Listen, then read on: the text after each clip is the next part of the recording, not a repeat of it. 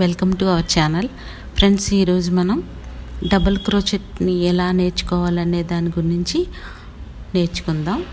అయితే ముందుగా నేను నేర్పిన 3 వీడియోస్ని మీరు ఫాలో అయినట్లయితే ఇది ఈజీగా వస్తుంది.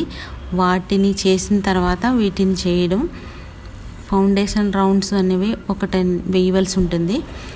ఆ ఫౌండేషన్ రౌండ్ వేసే కంటే ముందు వేసిన వీడియోస్నే నేను వేసి చూపించడం వల్ల ఎన్నిసార్లు మీరైతే చూడగలుగుతారో అన్నిసార్లు చూడడం వల్ల ఈజీగా వస్తుందనే ఉద్దేశంతో చేస్తున్నాను ఫ్రెండ్స్.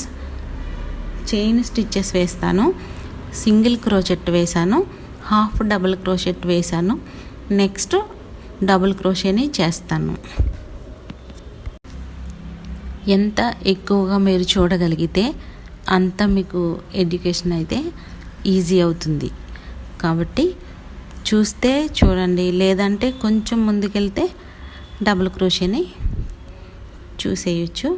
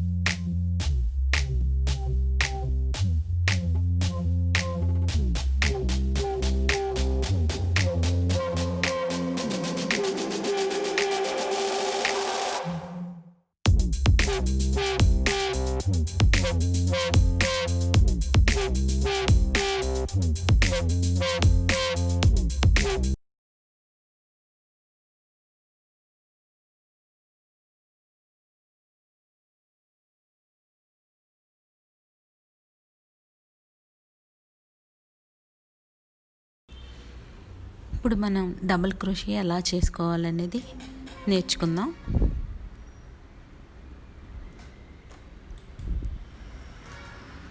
అలా చివరికి వచ్చేసిన తర్వాత 3 చైన్స్ని చేసుకుంటాము. అప్పుడు టర్న్ చేసుకుని టర్న్ చేసుకున్న తర్వాత బ్యాక్ వస్తాయి అన్నమాట లూప్స్. ఇవి అల్లికంతా వెనక్కి వస్తుంది. అప్పుడు చూడండి, హుక్ పైన ఆన్ తీసుకుంటాము. హుక్ పైన తీసుకొని దాన్ని చైన్ లోపలికి పోనిచ్చి ఆన్ని మళ్ళీ బయట లాగుతాము, హుక్తో లాగుతాము బయటికి. అలా హుక్తో బయటికి తీయడం వల్ల 3 లూప్స్ అయితే హుక్ పైకి వస్తాయి. 2 లూప్స్లోంచి మాత్రమే ఊల్ని బయటికి తీస్తూ మళ్ళీ 2 లూప్స్ హుక్ పైనే ఉంటాయి.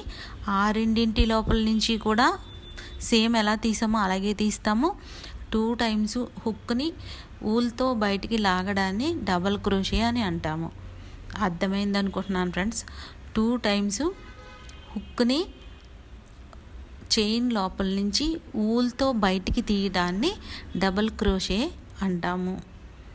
నేను ఎలా చేస్తున్నానో అలా చేస్తే అదే డబల్ క్రోషే. చూడండి,